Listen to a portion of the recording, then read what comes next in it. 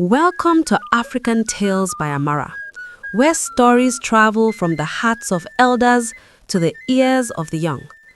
Tonight's tale is one of pride, forgiveness, and the power of humility. It is called the Broken Calabash. Long ago, in the quiet village of Nkembe, there lived a young woman named Adaora. She was beautiful, hardworking, and known for her skill in making the finest calabashes, smooth, strong, and decorated with delicate carvings. People came from neighboring villages to buy her work. But Adaora had one flaw. She was proud. Whenever she sold a calabash, she would say, "No one's hands can shape beauty like mine." Her mother, old Mama Chinyere, often warned her, "My daughter, when the pot praises itself, it soon cracks." But Adaora would only smile. One day, the king's messenger came to the marketplace. "The palace needs a calabash worthy of the king's feast," he said. "Who among you can make one fit for royalty?" The crowd pointed at Adaora.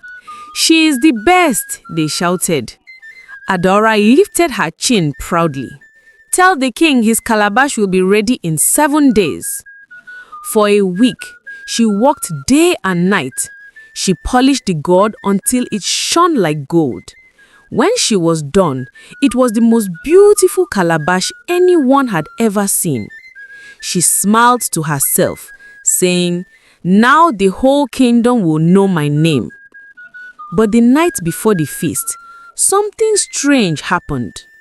A strong wind blew through the village, and Adaora heard a small voice whisper, "The hands that forget gratitude soon lose their gift." Startled, she looked around. No one was there. She shook her head and went to bed. At dawn, she carried the calabash carefully to the palace. The villagers followed behind, singing her praises.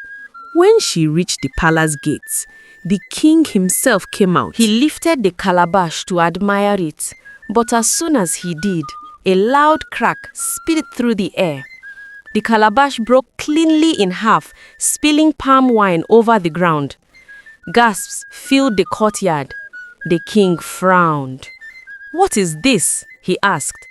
Adaora fell to her knees, trembling. I don't know, my king." The palace priest, an old man with eyes like still water, stepped forward.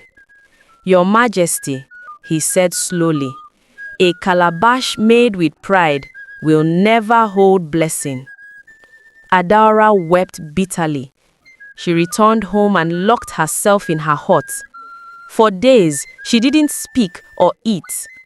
Her mother finally came and sat beside her. "My child," Mama Chinyere said softly, "a gift is like water. It flows only through humble hands." Adaora took those words to heart. She began to walk again, this time quietly, patiently, thanking the earth for every god she shaped. Her new calabashes were not as fancy, but they were strong, lasting, and full of beauty from the heart. Months later, the king sent again for a calabash.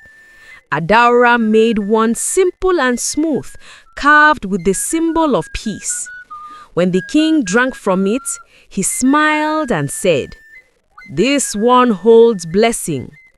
From that day, Adaora was known not just for her craft. And so, my dear listener, the villagers of Nkembe still say, "A humble heart makes an unbroken vessel." When you do your work, let gratitude be your strength, not pride. Until the moon rises again, stay with wisdom and join me next time on African Tales by Amara. Thank you for listening to The Broken Calabash. Did Adaora's story teach you something about pride and humility? I'd love to hear your thoughts. Share your favorite lesson below. If you enjoyed this story, subscribe to African Tales by Amara for more African folk tales under the glow of the moon. Which type of story should we tell next? Comment your idea. It might just be our next tale. See you soon!